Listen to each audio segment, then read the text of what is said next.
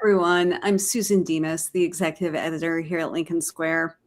And millions of people know what's really going on with the ICE occupation of the Twin Cities, the abductions, tear gassing, the beatings, the murders, because of the accounts that my next guest posts regularly on Blue Sky.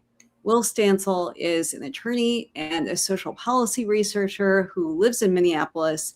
And he's one of the many people who have been following ICE agents throughout the region. He's doing so in his Honda Fit, if you have read some of the coverage.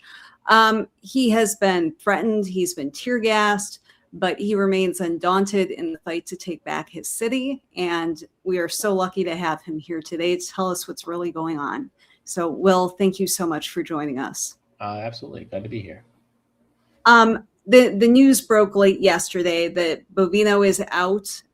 That's a testament to the work that you and so many people are doing to help their neighbors in Minneapolis. But I'm wondering, from your perspective, do you feel like this is the beginning of the end or the end of the beginning? Where are we in this fight? I can say the perspective on the ground here in Minneapolis is that we don't know what's going to happen. And everyone that I have interacted with seems committed in seeing this thing through until this entire Metro Surge operation is out of our city. We understand that Bovino leaving is a significant victory. I witnessed him in action a number of times. His border patrol were the worst of the worst. They seemed to primarily to incite violence. Any encounter with them would almost certainly end in violence: tear gassings, beatings, pepper spray, abductions, whatever. And so him leaving does seem like great news. And up until this point, the administration's tactic here, when faced with resistance, seems to have been to escalate. So this is the first indication that they just won't escalate, that they are no longer intending to escalate, but take a different course. With that said, I've been out on patrol for about 5 hours today. People were patrolling last night. ICE is still around. There's still ICE cars. It's been relatively quiet today in my neighborhood, but I know it's not been quiet elsewhere. Last night, it seemed like it wasn't all that quiet, even over here. And we don't really trust this government. We don't trust this federal government. So I think until we see on the ground that they're gone, we're going to treat them. We're going to keep doing what we've been doing. We think it's been working. We think that it is successfully restraining and frustrating them. And I don't want to speak for the thousands of other people, but I mean, I think this is pretty much universal sentiment that we aren't going to be satisfied until ICE is just fully out of Minneapolis.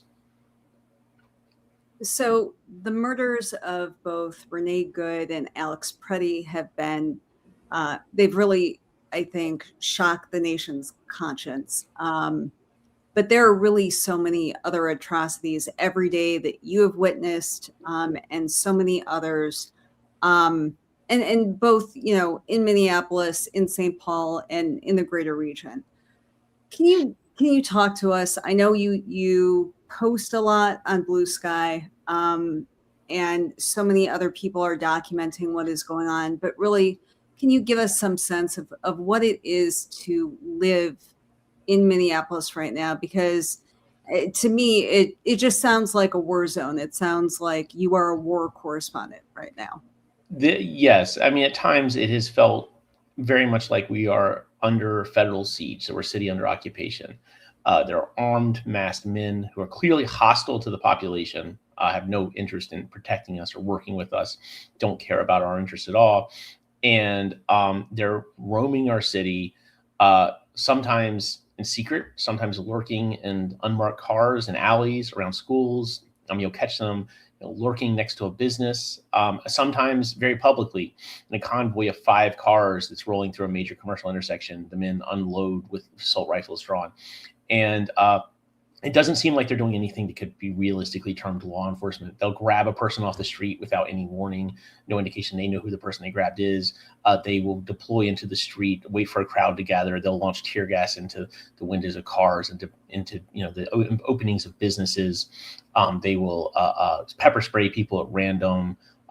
Drag people, beat people up, shove people, and the best thing I can describe it as is an occupying force. I mean, that's how they've conducted themselves. There's an arbitrariness to it that's hard to really express. Some days, both in the sense that when you interact, when you engage with a federal officer or a detachment of federal officers, sometimes they'll get in their cars and they'll drive away. sometimes, but very frequently they won't do that. Very frequently they will grab someone, take them away, or they will launch tear gas into the street and drive away, or they will smash a window or take someone to the ground. It's not the least bit surprising that people have been shot when you see how they conduct themselves. They're untrained, undisciplined. And then there's an arbitrariness to it day to day where, because there's 3,000 officers here, which is a vast quantity compared to any other previous DHS operation. But this is a region of 3 million people. It's a city of 450,000 people. And so as a result, they tend to move in waves through different neighborhoods. Some days, I will drive through my neighborhood, patrol my neighborhood, and there's not much sign of the feds on the ground. Some days you patrol through the neighborhood and they're everywhere. They're behind every corner. And so that nerve wracking quality, the tension to it, where you don't know whether this will be the day that you or your neighborhood or your neighbors are arbitrarily subjected to violence. It creates, it's traumatic in a way. You wake up in the morning and you think about, it's hard to get yourself to get out the door and go do this again, because you think, when will it end? I immediately think about the impact on children. Reading reports that schools are almost empty and kids are scared to walk to school. I'm just wondering. This to me talk to us about that, because this is the kind of damage that is not short term. This to me is the kind of under recognized crime that they're committing here. I work in public school policy. That's my day job. I haven't really been able to do my day job because I can't talk to schools about policy right now because they're on crisis mode. Part of the reason I've spent so much time on ICE watch is that I can't meet with the people I need to meet with when the schools are just trying to, serve their students in the most basic way they can. What we're seeing in our public schools is that many of our schools are getting 50, 60, 70% absentee rates. It's not just students of undocumented, it's not just undocumented students, of which there are very few. It's not just children of undocumented immigrants, of which there are very few. It's basically all students of color are terrified. ICE isn't really being discriminating about who they are targeting. And so many of these school students won't come to school. We don't have, it's as if it's COVID, you have remote school, but we don't have any resources to support it. We've also seen many instances, it's not just paranoia, we've seen many instances, confirmed instances, photographed, recorded instances of ICE agents circling schools, elementary schools, masked men, a convoy full of masked men slowly circling a school or parking a school parking lot. I don't have kids myself, but I was talking to a friend who had kids last night, and he said that his school, which is a suburban elementary school that's about half Latino, at one point they had several ICE cars full of masked men parked in their parking lot. And the parents formed a human chain around the kids at recess and allowed them to retreat into the building, and then, essentially block the exits of the building. While cars, surrounded the car in the parking lot. But these parents are having to essentially do community defense against their own government to protect their children from being abducted, or the children being used as bait to abduct the parents. And it's inconceivable. why would the government be disrupting our own education system, our own school system like this? And these are often children, 10, 8, 5 years old, and they're being targeted for, violence and terror and just intimidation. How did you decide that you wanted to get involved in this way? Because, you are one of those people who has been following ICE agents around. Obviously, that carries some danger to do that. But I know that there are many trainings about how to, de-escalate situations, do things in a responsible way. But talk to us about how you came to the point where you decided, this is something that I need to do. This is the way I feel I can help my community best. The day after Renee Good was shot, someone I know in the community sent me a link to one of the rapid response channels for my area. There are many, many rapid response channels. I want to be clear that I'm just doing what many other people are doing. I'm not leading this in any way. I'm just doing what thousands of my neighbors are doing. I entered it. Basically someone reported some ICE vehicles near me. I went to see them. It was a relatively violent deployment. They got out of the car. They shoved some people around. There was no police on site. Some local political leaders happened to be passing by, and they're standing out front just looking helpless. And I think at that moment I sort of thought, I need to see what these guys are up to in my city. And I after spending probably a day following, reporting to, or responding to reported ICE sightings, what I started to see is that this works, that they hate being followed, they hate being observed. And if you get behind them and you follow them or you find them, they will leave often. I identified, I happened to run across what appeared to be the beginning of an immigration raid. Agents out of the cars at a major immigrant community center trying to get in the door. And I pulled to the stop and I honked my horn and I said, call it an alert. And, and I thought, I don't know what's going to happen here. But what happened is they got in their cars and they ran away. You follow a couple cars, they go around, lead you around the neighborhood, and then they run away. And you realize that they want to operate as if they're secret police. They want to do all of this in secret. If you don't allow them to be secret, then they have trouble operating at all. And it's a really effective way of constraining them, forcing them to operate in sunlight and protecting my neighbors. With that said, it's funny, I came into this a little bit backwards. I started doing a response and observing before I went to any trainings. I only went to training several days later, or probably a week later.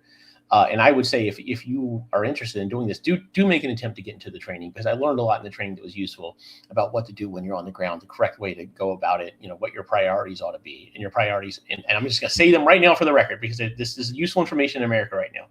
If you come across ICE on the ground, first thing, if they're taking someone, you must get their name. You must get their name, because if they take the person and you don't get their name, it may be that no one ever gets their name. It is not recorded anywhere. Get their name. It is incredibly important you get their name. I screwed this up once and I'll live with this forever. Another thing, get your camera out and record everything. Put it sideways so you get more of the scene. Zoom out, record everything, and then pass that footage on to a legal aid organization or someone that knows how to use it. But just record, get a name, and everything else is secondary to that. Don't get in their way. Don't instruct them, because they will attack you. They will arrest you. But record and get names. So I was struck by the fact that you have said that people who tell you, I'm not political, but they're coming to you and they're saying, I want to help. That seems to be a common theme. Talk to us about how galvanizing this moment has been for the city. And is there something that the rest of us all across the country can learn about fighting back from ICE when they come to our cities? I think that what has been really striking about this is that there's not, it's not really, I wouldn't describe this as a hugely political movement here in Minneapolis. What I would describe this as primarily an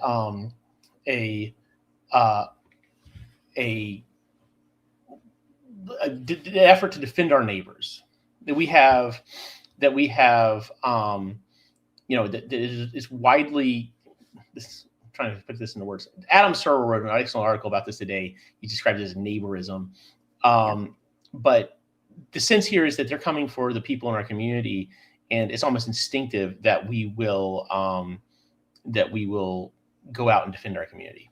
And so I think that in a lot of ways, what the core philosophy here is just people live here. We don't want them stolen by the government. Go out and protect them. And then I'm actually going to sort of add on to that. That's something that's getting a little overlooked in a lot of media coverage and all the drama of the ICE watch and following, ICE cars. And there's a much larger set of people here that are protecting neighbors that are scared and hiding. There's a huge population in the Twin Cities. Essentially, the entire non-white population of the Twin Cities is in various degrees of hiding right now. There are many families that are just completely unwilling to leave their homes. They're terrified, and they're getting supported by their neighbors. So, for instance, I know a number of mothers at local elementary schools that basically spend their days going to Costco, loading up on supplies, and then driving around the neighborhood and dropping them off at the homes of immigrant families. And so what really has happened is the entire social structure of the Twin Cities has sort of and especially Minneapolis, St. Paul, and some of the inner suburbs, has really reconstituted into this kind of a community support and protection system. And it just comes out of this value that I think that many people here in Minnesota share, that if you're our neighbor, I don't care if you're Somali, Hmong, Latino, or Norwegian, like, we want you here. We don't want you to be stolen from us. I want to talk to you about the Democratic response. We finally have seen some movement with Democratic officials in Washington. Chuck Schumer has said that Democrats won't supply votes for the funding bill to keep the government open as long as it includes DHS funding. But you're still hearing this rhetoric from him and others about somehow that ICE can be reformed. Talk to us about how you think the Democratic response should be and what the position should be. And I mean, you've seen these people on the ground. They can't be reformed. Am I wrong?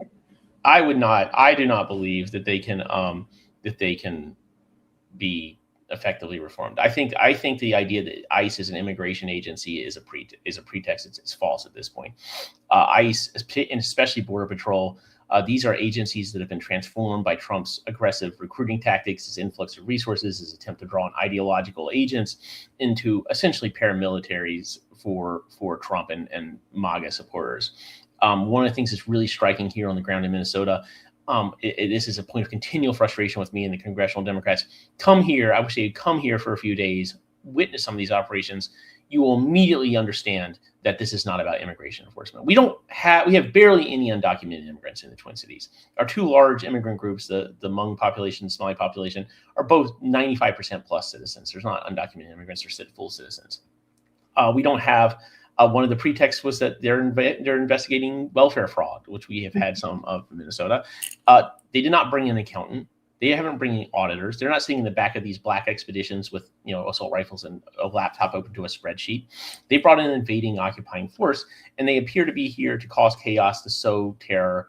They're not conducting themselves in a way that is even remotely efficient for immigration enforcement. I mean, one of the things that's striking is when I've seen 4 people get abducted, all of them were multi-agent operations that involved 3 of them involved a massive destruction and violence to the place that had happened. They piled out in force, had to fight the crowd, tear gas people, pepper sprayed people, huge commotion. They grabbed someone off the street who they had not identified because the person was a solo pedestrian walking alone. There's no possible way they could have known who it was, and stuffed them in the car without asking their identity. The other time I saw an abduction was 2 16-year-old girls being taken out of a car that they had stopped. Maybe they ID'd the plate as belonging to someone who had an immigration issue or something. I don't know. But they took 2 16-year-old girls. Both girls appear to be documented. I did get their names, fortunately. But it turned into a battle in the street, more or less. I mean, there were many observers showed up, many residents showed up. People were shouting to ICE agents. Someone got smashed, their window smashed in, pepper sprayed directly in the face with a very famous photo. That was that. And then they brandished weapons. They pepper sprayed many people. They shoved someone to the ground and injured them.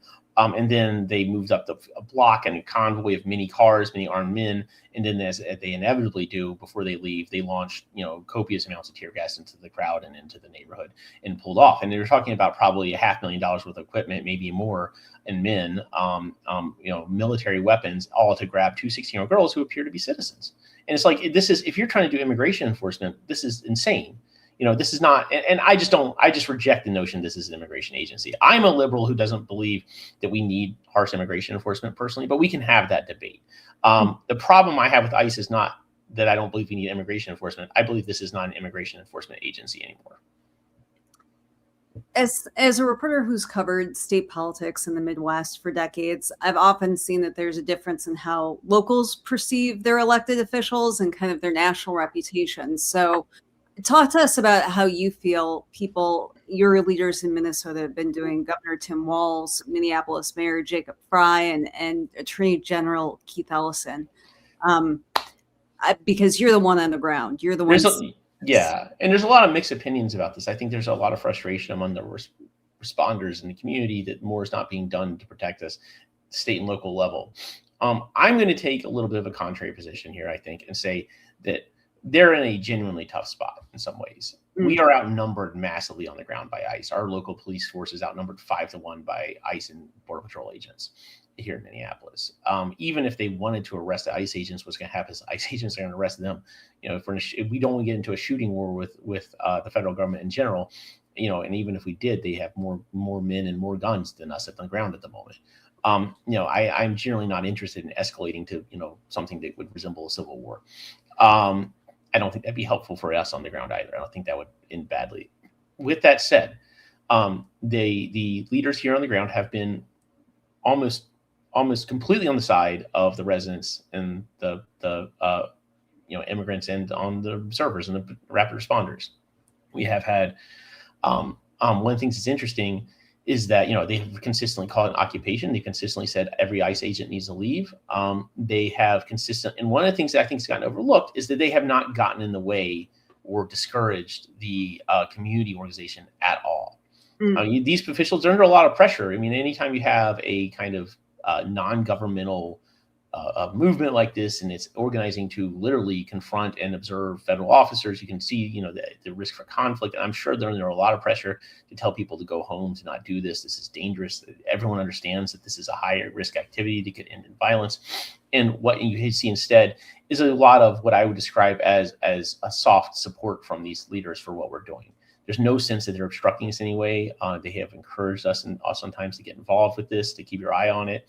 And I have never felt like I don't have the support as a protester, as an observer, as a rapid responder of the city or the state. And that even goes down into the police force to an extent. I mean, the police I've encountered police officers while I'm pursuing ICE in a noisy way, and these pursuits, when you're following ICE, they can get a little hairy. I mean, ICE will whip around the road, they drive erratically to get away from you, they'll run red lights, and the police aren't going to stop ICE, but they also aren't going to stop the observers. They just they will let it go on its way, and you get the sense that while they're not maybe stepping in the way that people want, the powers that be here in Minnesota understand that this is our most effective route of resistance to this, and they're letting it evolve. And I appreciate that. I really do. Have there been any moments when you have been out following ICE or you have been filming that you personally felt like your life was in danger? I don't think I've ever felt that at risk. And I'll tell you that when you're doing this, often you don't feel the danger until later. I've done things and thought about them later and thought, why did I do that? Right. Run directly at on these things or follow them into into a blind alley because they're chasing somebody. And then later, I think that wasn't a very safe decision of mine. But, you realize it 3 hours later, lying on the couch thinking, oh my God, as all the stress kind of leaves your body. I would say that there have been a few situations I thought were very tense. Once when ICE followed me home, took me home of a convoy, and it was just me solo, and I had to confront them in front of my house a bit. And I thought I was going to get arrested or maybe pepper sprayed or tased. And then there was another time shortly after Alex Purdy was shot. I was down at the site of the shooting, and there were a mix of state officers and ICE officers there. ICE flooded the scene with many heavily armed officers, and then there was a line of state officers armed with batons who were very disciplined and behaving themselves. And the ICE officers marched up and then just bombarded the crowd with tear gas and non-lethal munitions. And I don't know what was hitting me. I could feel tons of stuff bouncing. I had a big thick coat on because it was probably about -20. And so I could just feel stuff bouncing off my coat and tear gas flying by. I had a gas mask, so I was, kind of shout up, I have a gas mask, I don't care, put on the gas mask. But that was a little scary. I mean, you're getting shot at by, there was a line of federal officers armed with various things, just kind of peppering me. At one point, I was furthest up front, so I guess I was the target. But I don't think I was fearful for my life. I think I was just, there was a strange moment to think back to 3 weeks ago when I was a very boring attorney, and here I am getting shot at by the government. I know that you are one of so many people who are doing this work, but you're one of the few people who's coming forward, using your name, doing media interviews. I know you were joking on social media, please somebody else step up. Yes, please. And we'll put that call out because I'm sure you're tired. I want to talk about that, actually, if you don't mind. Give me a minute to talk about that. I think it's important that observers put our names forward, at least some of us. If you're particularly vulnerable, if you have a family, if you have dependents, if your immigration status isn't secure, by all means. But if you're a relatively secure position, the risk that we are at from these guys is by and large the risk that we will be hurt in a violent confrontation when we engage with them on the ground. There are too many of us for them to prosecute after the fact. They are not going to be able to effectively build a directory of everyone in the Twin Cities and put us all in jail. That is not a real threat. And we build support for resistance by putting ourselves out there publicly, being public about defying them, and then seeing them unable to do anything about it. I also think it's really important why we are out here. We're the first link on the chain that creates the information that documents what's happening on the ground. This is why Alex Pretty's shooting was the narrative immediately collapsed around it, the government narrative, because there's so many films, and there's so many films of other abuses as well. We are the first link. We're creating this footage, but we have to pass it to somebody. We have to pass these stories and these narratives and these videos to people that can distribute it to the rest of the world. And that requires talking to media. So I know there's a lot of paranoia among observers and rapid responders about engaging with these institutions. I understand where it comes from because of, how bad things are here. But the media is not the federal government, and we shouldn't be afraid to talk to legitimate journalists and legitimate media outlets. I really am afraid of, because I'm one of the few that's talking about, people have, said, oh, you're leading this thing. And I am not in any way leading this thing. I'm doing what thousands and thousands of people are doing.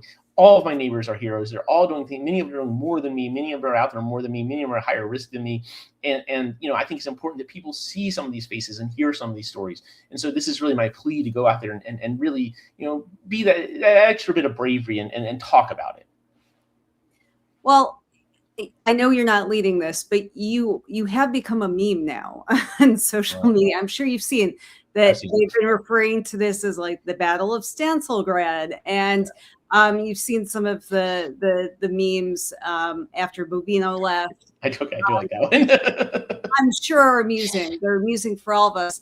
Back in the before times, we used to always say Twitter is not real life, but you are bringing what's going on in real life to us through social media. I know that you've long before any of this, you would say that you are a proud member of Do Something Twitter, and now you're walking that walk, which is pretty extraordinary because, we all know people who live online and that's it.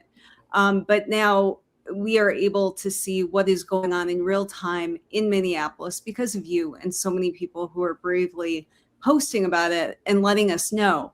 I know you have been one of the sharpest media critics out there. And when I say media, I mean mainstream political media, the politicos of the world.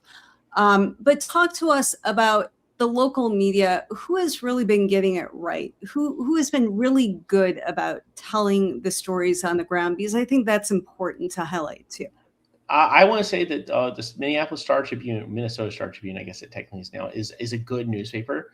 It's owned by a kind of a right-wing guy, but he has not done what a lot of other right-wingers have done. He's not gutted it in any way. It's still very, it's reliable coverage. They have stuck to their mission.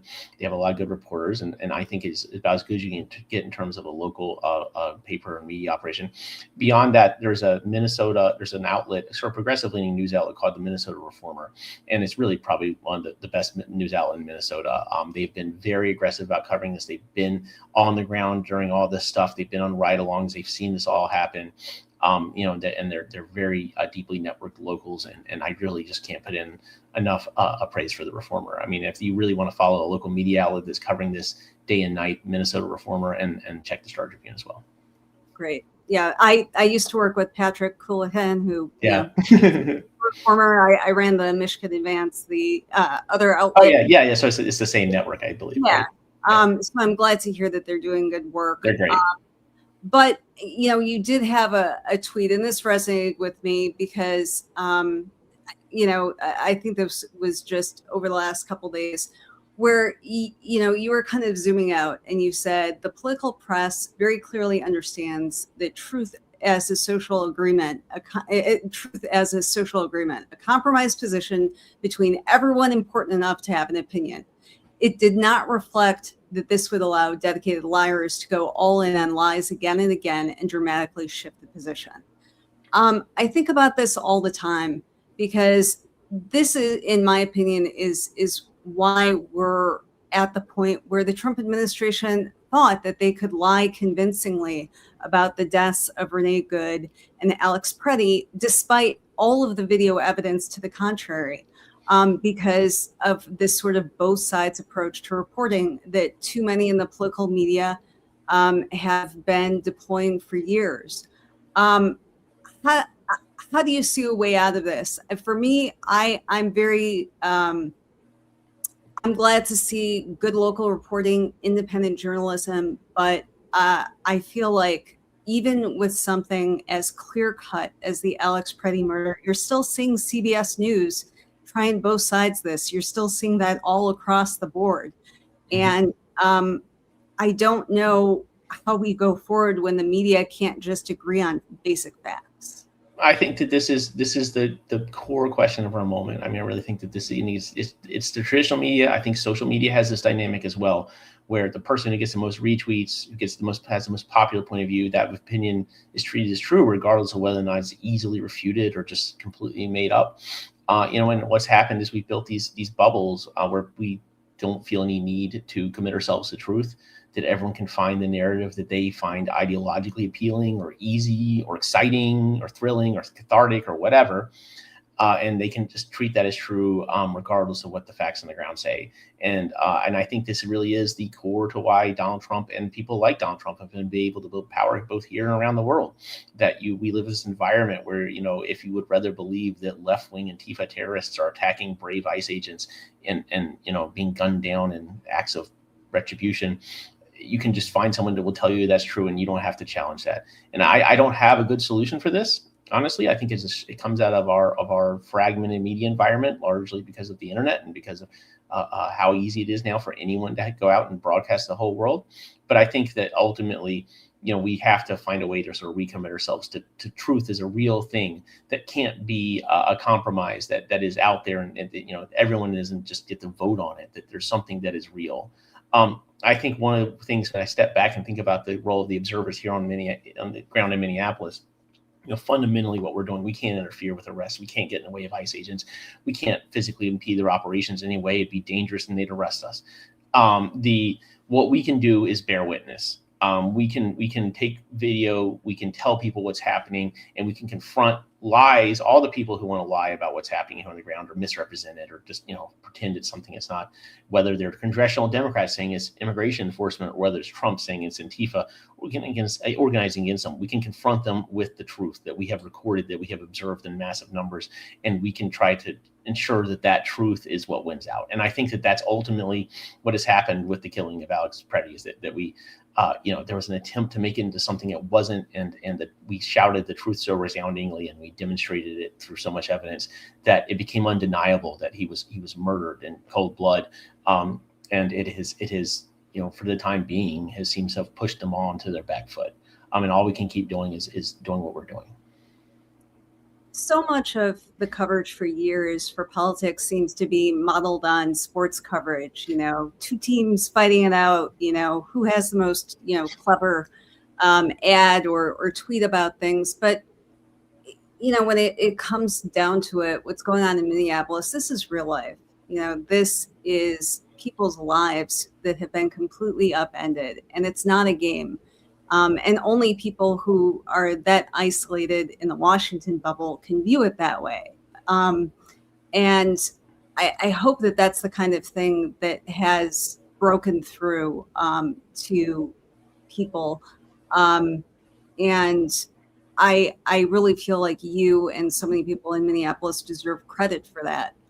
I am wondering when ICE finally leaves your city, how do you see your life after this? How do you see the lives of people in the Twin Cities and beyond?